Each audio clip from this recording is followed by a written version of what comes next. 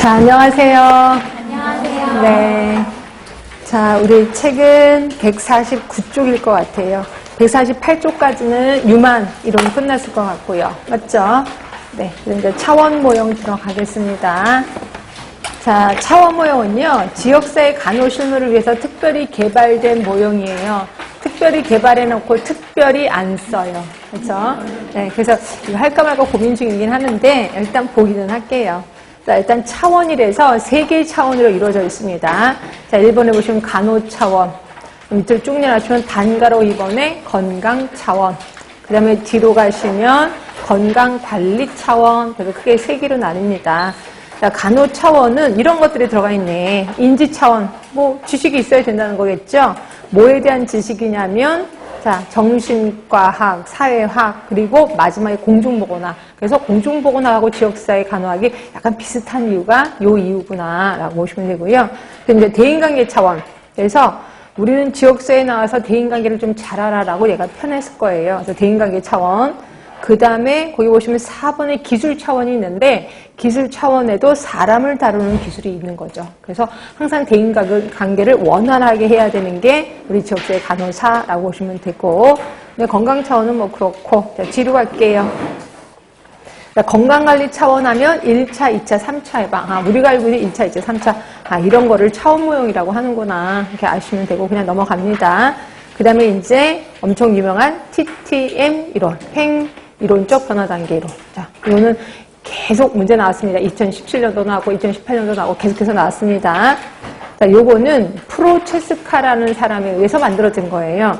프로체스카가 누구냐면 금연센터를 운영하는 사람. 그래서 담배를 끊어주는 그 금연센터를 운영하는데 많은 사람들이 담배를 끊을 때 어느 날 갑자기 딱 끊는 게 아니라 끊을까 말까 고민을 하다가 뭐 저울질을 하다가 그 다음에 담배를 끊더라는 거예요. 근데 이런 모습이 하나같이 다 똑같더라는 거죠. 그렇죠? 그러면 아예 이거 갖고 하나 이론을 하나 만들어야 되겠다. 그래서 만든 게 요 횡 이론적 변화 단계 이론이라고 보시면 되고, 자, 그래서 단가로 2번이에요. 사람들이 어떻게 문제 행위를 수정하는지, 그러니까 자기가 어떻게 담배를 끊는지 또는 비만한 사람이 어떻게 살을 빼는지, 예, 그 과정, 다시 말해서 긍정적인 행위를 습득하는지를 서술하는 모형이 요거다라고 보시면 되고, 굉장히 많은 논문들이 이루어졌었습니다. 그래서 그 논문 쭉 써있죠. 금연, 운동, 저지 방식이 등등등. 하여튼 이런 논문이 행해졌고요. 자, 밑에 그 모형이 있을 겁니다. 맨 꼭대기에 약간 색깔이 좀 다른 제목 같은 게 하나 있을 거예요. 변화 단계. 요게 시험 문제 엄청 많이 나왔었죠. 계획 전, 계획, 준비, 행동, 유지 단계. 모두 5단계입니다. 자, 요 단계를 거치면서, 자, 밑에 변화 과정이 이제 나타나요. 변화 과정은 크게 2가지입니다. 하나가 인지적, 또 하나가 행위적. 자, 인지적이라는 건 뭐냐면 내 아르마리가 바뀌는 거예요. 아르마리가 바뀌는 거. 그래서 거기 안에는 의식 고양, 극적 전환 등등 환경 재평가까지 이 부분도 시험 문제 나왔었습니다. 그리고 행위적 과정은 뭐냐면 내 행위가 바뀐다는 거예요. 아, 첫 번째는 내가 아르마리, 지식이 바뀌어. 자, 2번째는 행위가 바뀐다는 거죠. 그래서 아까 5단계를 거치면서 이렇게 내 아르마리가 바뀌고 내 행위가 바뀐다는 거죠. 그런데 그냥 바뀌는 건 아니고요. 자, 가운데 의사결정 균형이에요. 나름대로 저울질을 한다는 거예요. 어떤 저울질을 하느냐. 그러니까 개인이 인지하는 흡연에 따른 이득. 자, 2번째입니다. 개인이 인지하는 흡연에 따른 손실. 결국 이득과 손실 사이에 저울질을 하는 거죠. 그래서 내가 이렇게 변하는 게 맞아? 이득이 뭐야? 손실 뭐야? 이렇게 따져봐서 이득이 많으면 변화예요. 근데 이득이 별로 없어? 그럼 변화하지 않는다라고 보시면 돼. 하여튼 이렇게 의사결정 균형을 잡고 있구나. 자, 이 중에서 가장 중요한 건 자기 효능감이에요. 그래서 자기 효능감을 프로체스카는 크게 3수로 나눠놨어요. 긍정적인, 2번째, 부정적인, 3번째, 습관적인. 이 중에서 가장 안 좋은 거는 습관적인 거겠죠. 근데 가장 좋은 거는 자기 효능감이 긍정적이야. 그러면 이게 빨리빨리 변화가 된다라고 보시면 됩니다. 하여튼 이게 변화 단계 모형. 자, 그럼 시험 문제는 아까 말한 변화 단계가 나왔고 변화 과정이 나왔습니다. 그럼 이제부터 맨 처음에 변화 단계부터 하겠습니다.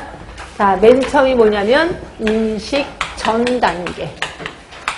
그 다음이 인식 단계.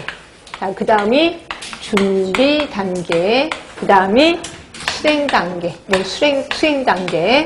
그리고 유지 단계. 그래서 이게 변화 단계를 모두 5단계입니다. 자, 인식 전 단계는 자, 몇 개월 기준이 있을 겁니다.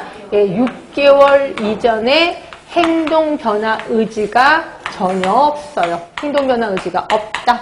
그래서 이때 당시에 담배를 끊으라고 하면 오히려 화를 냅니다. 아니, 담배 이렇게 좋은 담배를 왜 끊어? 막 말도 안 된다는 얘기를 하는 거죠. 그러면 제가 담배는 건강에 안 좋잖아요. 이렇게 얘기를 하면 아니야, 나는 괜찮아. 나는 하늘이 준 몸이야. 이러면서 막 말도 안 되는 자신감을 갖게 있는 거죠. 그럼 이럴 때 그냥 내버려 두느냐? 안 되겠죠. 이럴 때일수록 어떤 보건 교육을 하느냐 하면 그 금연의 흡연의 유해성 또는 심각성에 대해서 교육을 해줘야 된다라고 보시면 돼요. 유해성, 심각성에 대해서 교육을 한다. 이게 인식전.